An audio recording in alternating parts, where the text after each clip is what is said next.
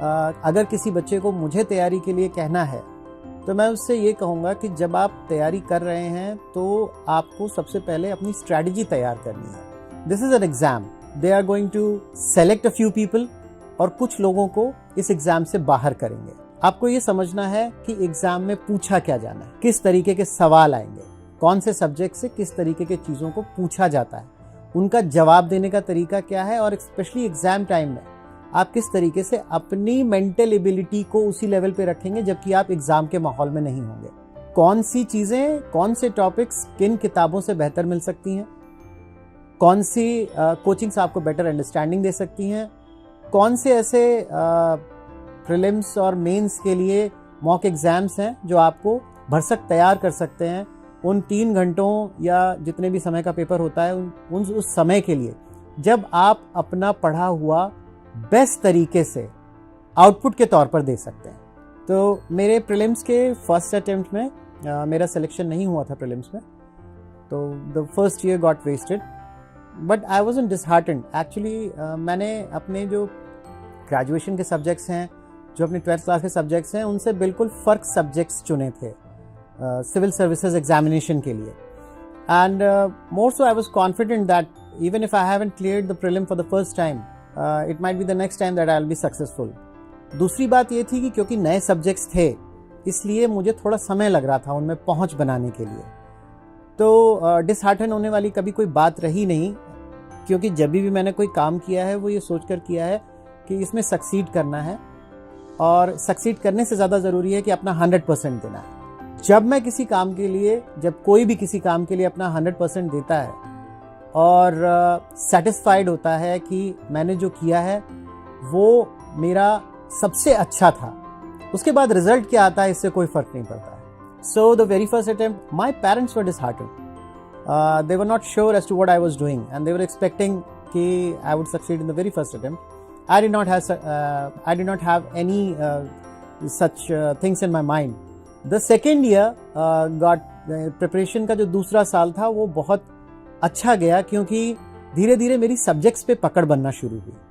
धीरे धीरे इन चीज़ों को पढ़ते हुए समझ में आने लगा कि कौन सा हिस्सा पढ़ना है और किस पर ज़्यादा ध्यान देना है, कितना पढ़ना है।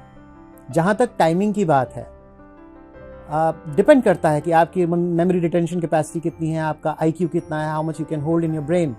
लेकिन जहाँ तक मेरी बात है, I give every time that I had to the preparation of the civil services for the 2 years।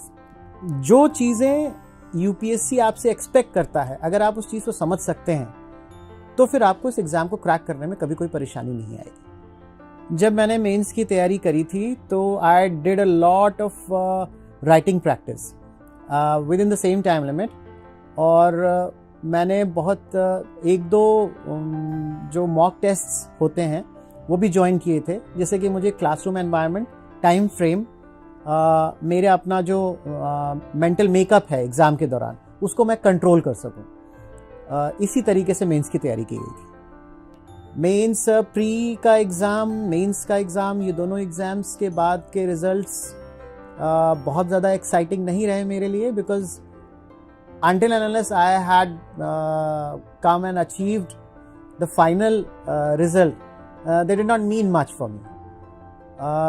It was after the mains that I was really excited about the interview. मेरे इंटरव्यूज़, मेरे vivas generally अच्छे नहीं जाते रहे हैं, तो उस point को ध्यान रखते हुए मैंने मेंस के लिए तैयारी इस तरह से करी थी कि जिससे कि ज़्यादा से ज़्यादा नंबर्स मैं मेंस में ले आऊँ, और अगर इंटरव्यू में कोई मिसशैप होता है तो वो कवर हो जाए मेरे मेंस में। इंटरव्यू के लिए मैंने 1-2 मॉक इंटरव्यूज़ किए थे, जिसमें मिक्स टाइप के रिव्यूज़ थे मेरे इंटरव्यूज़ को लेके। ज़्यादा प्रिपरेशन इंटरव्यू के लिए मैंने करी नहीं थी, क्योंकि already I had immersed myself into preparing for the mains and prelims in the last 2 years. तो I knew that I couldn't gain any more information much relevant for the interview, and moreover, interview is not about information. Interview is about how you are able to perform, how you are able to react correctly, how you are able to contain the situation, manage the situation that is at hand. So I went in for the interview and I made special efforts कि I'm calm, I'm composed, my heart rate remains close to normal because it is a period of quite a lot of anxiousness.